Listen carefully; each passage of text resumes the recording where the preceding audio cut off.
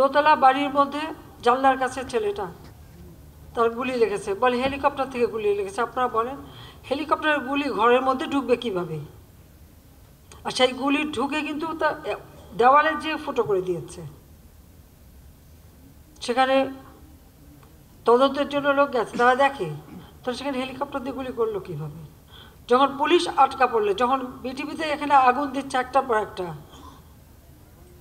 আমরা হেলিকপ্টার থেকে সেখানে পানি দিয়ে আগুন নেভাবার চেষ্টা করছি, কারণ ফায়ার ব্রিগেড যেতে পারে না।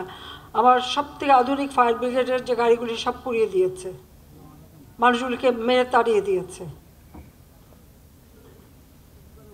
তখন বাধ্য হয়ে হেলিকপ্টার থেকে আমরা পানি দিয়ে সে আগুন নেভাতে চেষ্টা করলাম। সেই সময় আবার অনেক জায়গায় পুলিশ আটকা পড়লো, তার নিচে আগুন দিয়ে দিয়েছে, পুলিশ উপরে ছাদে বসে আছে, খবর দিল, আমরা হেলিকপ্টার দিয়ে তাদের উদ্ধার করলাম।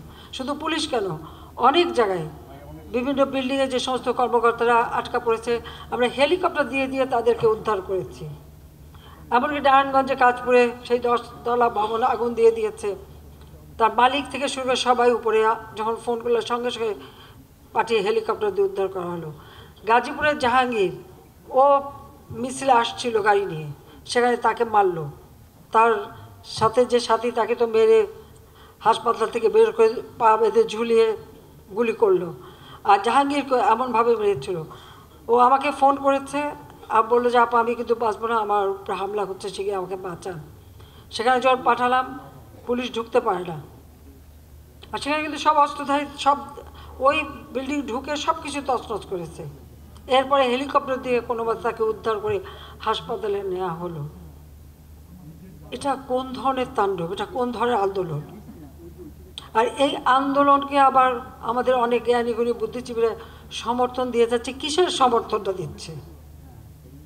দাবি যেটা ছিল সেটা তো পূরণ হয়ে গেছে, তারপরে আবার এইভাবে নেমে আসলে আঘাত পায় তো সাধারণ ছাত্রছাত্রী। আর যারা এই আন্দোলনকে কেন্দ্র করে তাদের একটা জিজ্ঞাসা বা সন্ত্রাসী কর্মকাণ্ড, জঙ্গি কর্মকাণ্ড চালায়, তারা তো তাদেরটা করে, তাতে ভুক্তভোগী হয় সাধারণ মানুষ।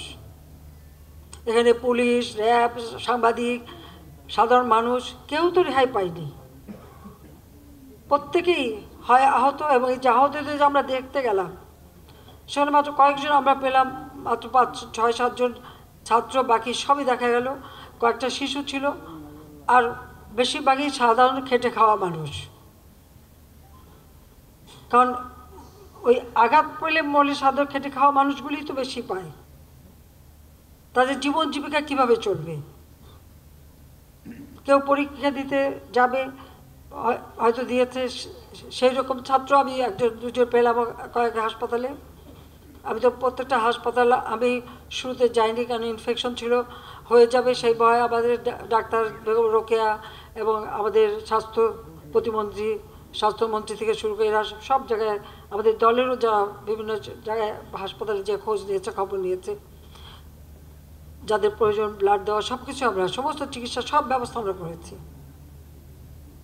কিন্তু একটা কোটার আন্দোলনের নাম দিয়ে এইভাবে একটা নাশকতা করা, এটা তো জঙ্গিবাদী কর্মকাণ্ড পরিচালনা করা।